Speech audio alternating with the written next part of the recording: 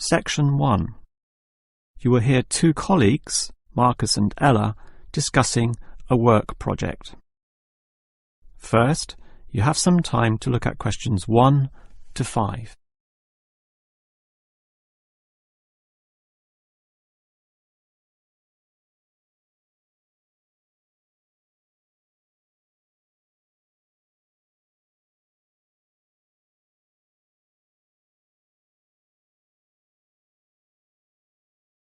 You will see that there is an example that has been done for you. On this occasion only, the conversation relating to this will be played first. Okay, Ella, as you know, the deadline for this project is the end of the month, so we'd better plan it well. Yes, I've already been thinking along those lines, and I've decided we should divide this project into 3 phases. The pre-phase, then phase 1, and then phase 2, with strict deadlines involved for each one. The woman uses the term pre-phase, so pre-phase has been written in space. Now we shall begin. You should answer the questions as you listen, because you will not hear the recording a second time. Now listen carefully and answer questions 1 to 5. Okay, Ella, as you know, the deadline for this project is the end of the month, so we'd better plan it well. Yes, I've already been thinking along those lines, and I've decided we should divide this project into 3 phases. The pre-phase, then phase 1, and then phase 2, with strict deadlines involved for each one. Given that we have to finish this quickly, that sounds good. Tell me more. The pre-phase is the simplest. We just need to allocate a space or a place to do our planning, and this space will need to be quite big.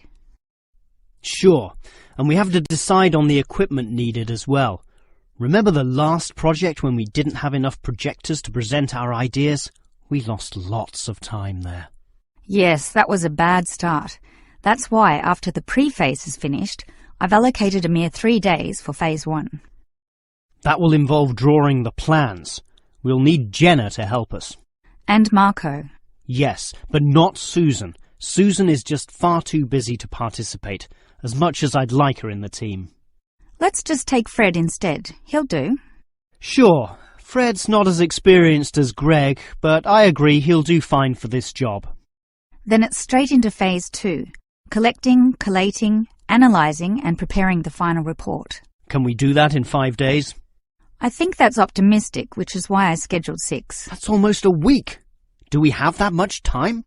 We do, and with the right people, 6 days should see the job done. Who are the people for this phase? Arthur and Rob, right? No, Arthur's got other things to do, and Rob's on leave, so Mike alone will be the main man on this part. He's done it before, so it should be fine. But he may need some help with the smaller tasks, someone who is good with detail and procedures. Peter's not free at the moment, so I can arrange Leo to chip in some time and advice. Leo's very useful, particularly under pressure. And that's everything sorted. Well done, Ella. This report should certainly be ready in time. Before you hear the rest of the conversation, you have some time to look at questions 6 to 10.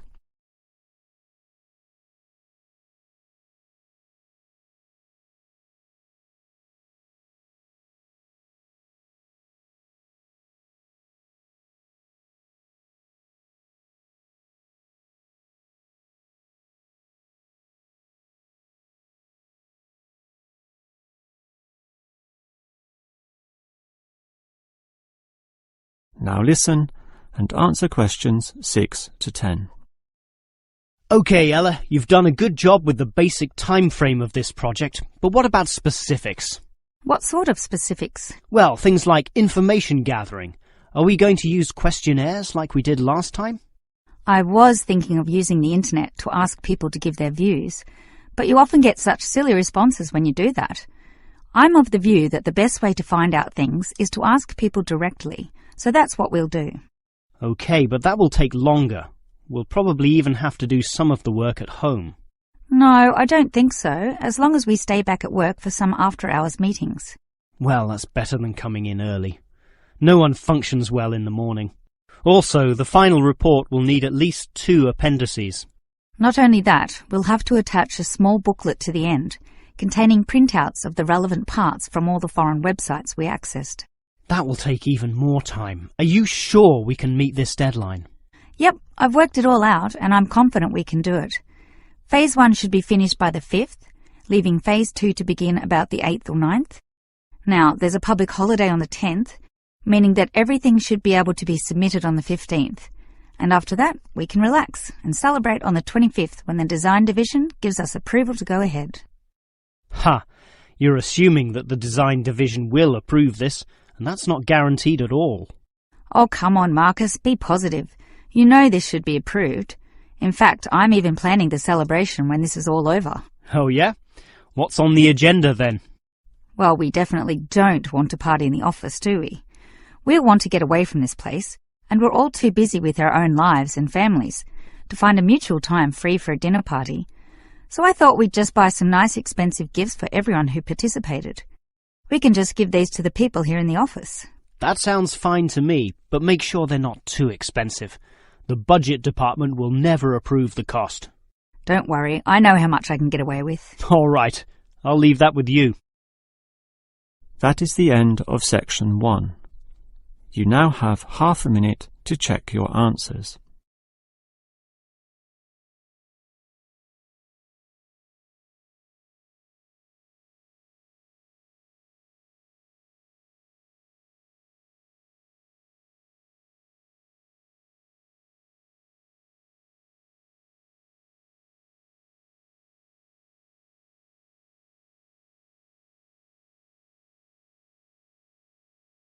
Section 2. You will hear a maintenance worker talking to a university officer about some recent storm damage to the main building. First, you have some time to look at questions 11 to 15.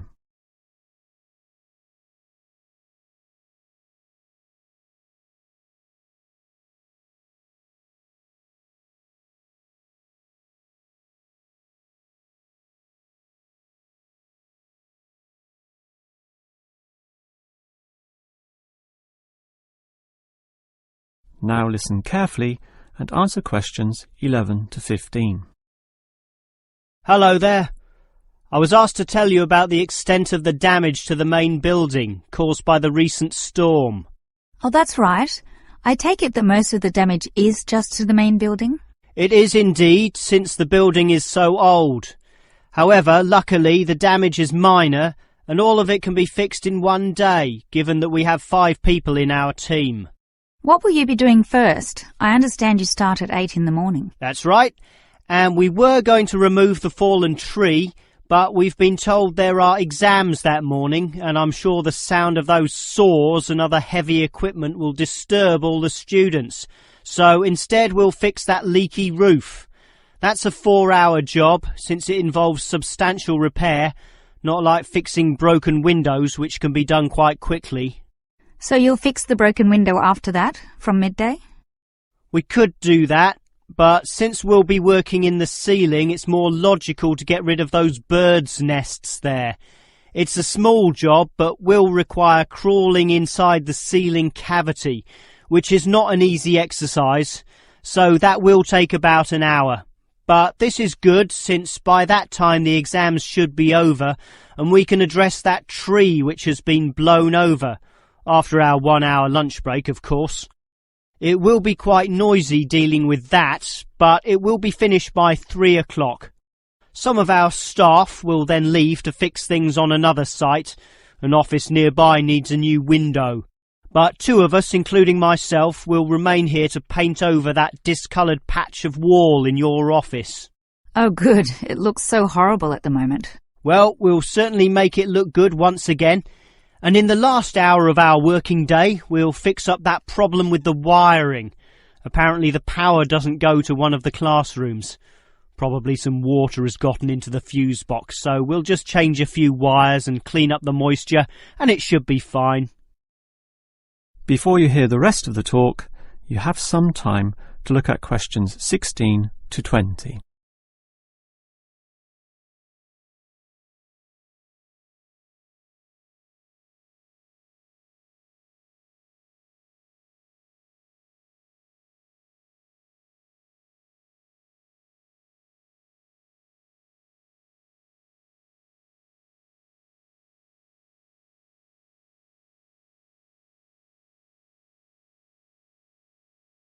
Now listen and answer questions 16 to 20.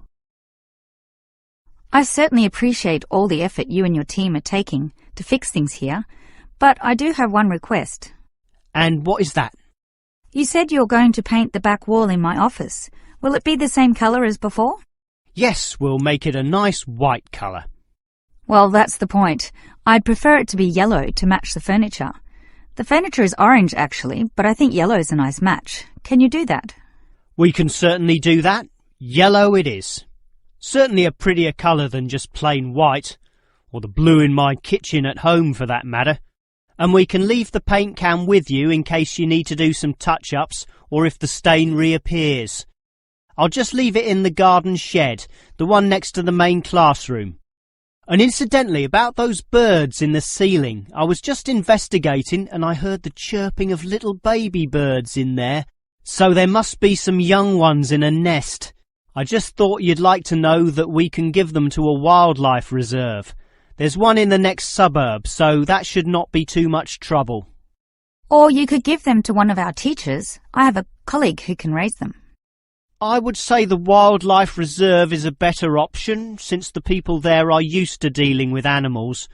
And as for that fallen tree, we'll cut it up into small pieces, and that can be firewood in my house, so that won't be wasted either, although the smoke will cause some pollution. But I have a special licence for my fireplace, so no one can object to that. I've noticed also that the university has a garden bin for the smaller items, leaves and sticks and bark and so on, so we can dispose of material in that also. You do have some waste piles out the back, but a proper garden bin means that the material will be recycled, and that's better for the environment, so you can rest assured we will use that. That is the end of section 2. You now have half a minute to check your answers.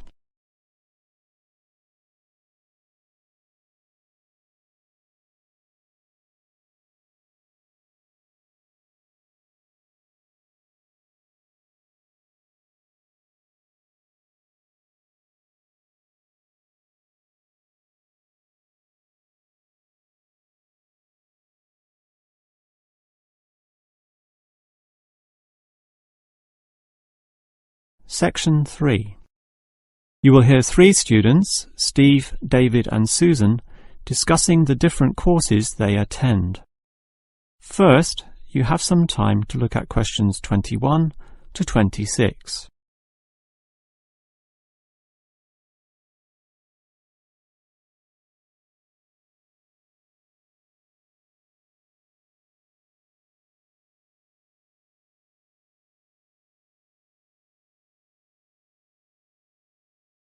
Now listen carefully and answer questions 21 to 26.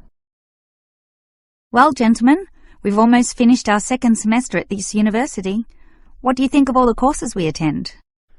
On the whole, I'd say they're quite good, apart from social history, which I find to be a little too inexact. Yes, the lecturer's style is also very, very dull. I certainly agree with you there, although I would say that the textbook is more interesting. Welfare State. The subtitle says, An Examination of Social Development in the 20th Century. Yes, Welfare State is a good book, but look how many pages it has. 458! I agree.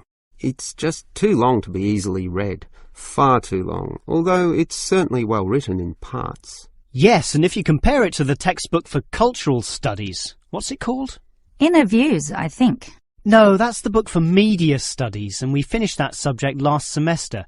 The book you're thinking of is In Perspective. Oh, sorry, you're right. In Perspective. And the subtitle says, A Comparison of Social Groups. Somewhat interesting, wouldn't you say? Well, mildly so, as is the subject, dealing as it does with such a wide variety of issues. But the book itself certainly oversimplifies a very complex subject. I agree. I also got annoyed at its constant oversimplification. Life is more complicated than what it suggests. Yes, but what you call oversimplifying may well be considered clarifying. Look at this other textbook, Government in Action. Some may say that it also oversimplifies, But it must do so in order to present a coherent picture of an equally complex subject. Government in action. Which subjects? It's the textbook for political theory. Oh, I hate politics. That's why I don't like the active leadership subject either.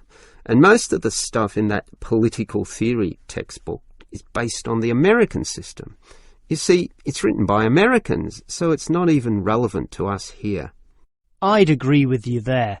It's not relevant to us at all, since our government uses the Westminster system. Yes, I suppose that is a problem.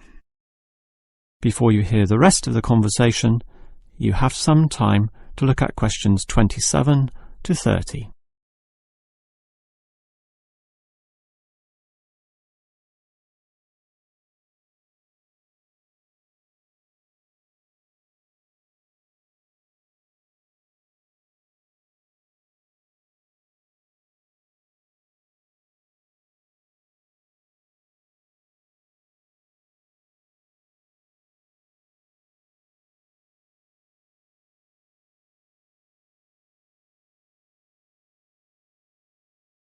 Now listen and answer questions 27 to 30. Well, it seems we all have certain criticisms about the textbooks we're using, but at the same time we all like some elements, at least, of the subjects we're studying. What's your favourite subject, David? I'm not sure. I like political theory, but... Cultural studies is by far the best, even better than political theory, which I also like, but just not as much. Why do you say that, Steve? I was thinking perhaps social history is worth considering as best. Social history is good, but I made my choice because the subject is relevant to this modern society. But so is social history, and I like the historical element, which the other subjects lack. Even political theory examines history only briefly and in a very narrow way, so I'd say social history is the most rewarding for me. What about you, Susan? I think social history is certainly very good, but political theory is, in fact, the best, since basically every human system boils down to politics. So, despite a certain irrelevancy in the details, the basic message remains as relevant as ever. Oh, Susan, you can't be serious. Let's ask Olive again. She's over there. Olive! Which subject do you think is the best? Ah, a difficult question. I'm very interested in culture, so cultural studies is certainly my cup of tea. But I'm politically active also, and hope to pursue this as a career. So political theory would be the one I'd pick. I don't believe it. Even with that irrelevant textbook? Don't listen to him, Olive. You have a right to your own opinion. That is the end of section 3. You now have half a minute to check your answers.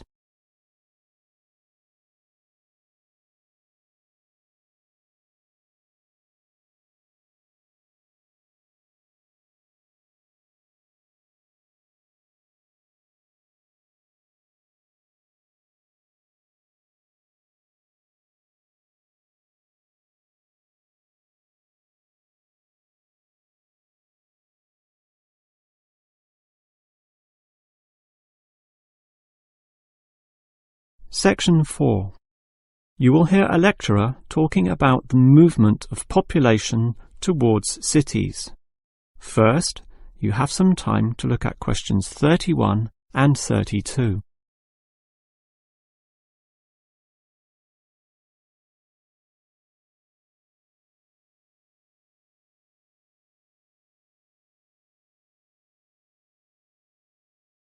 Now listen carefully and answer questions 31 and 32. If you consider the farms of old, the type your father or grandfather grew up on, they were small and labour-intensive, requiring lots of workers. In addition, they often had a diversity of products, be that animal or vegetable, say cows and sheep, or oranges and lemons, with some peaches and a few chickens on the side for the production of eggs. The many workers involved raised their families who needed products and support services, such as medical clinics and schools, so the small country towns had mercantile activity, storefronts and community participation with all ages present and a distinct town culture. And how it has changed.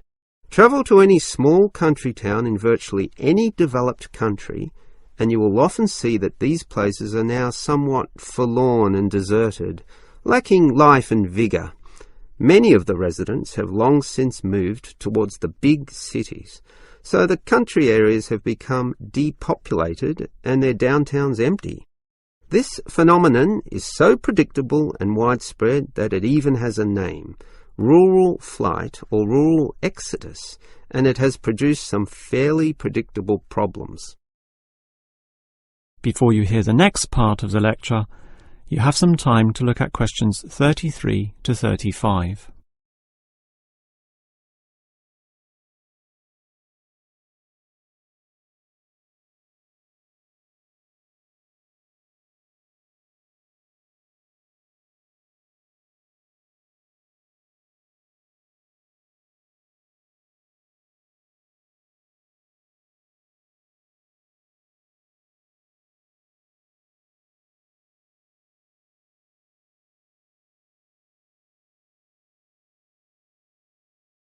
Now listen and answer questions 33 to 35.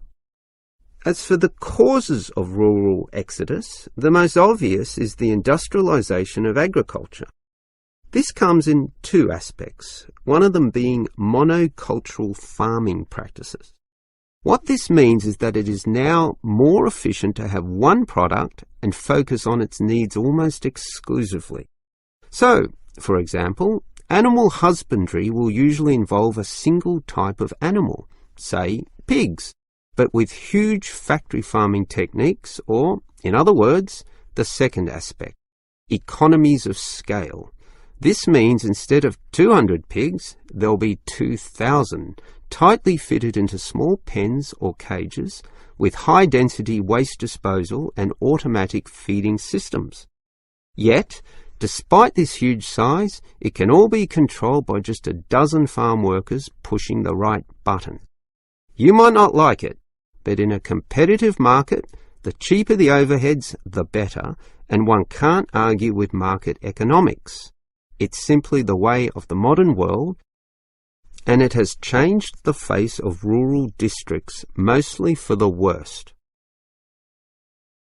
Before you hear the rest of the lecture, you have some time to look at questions 36 to 40.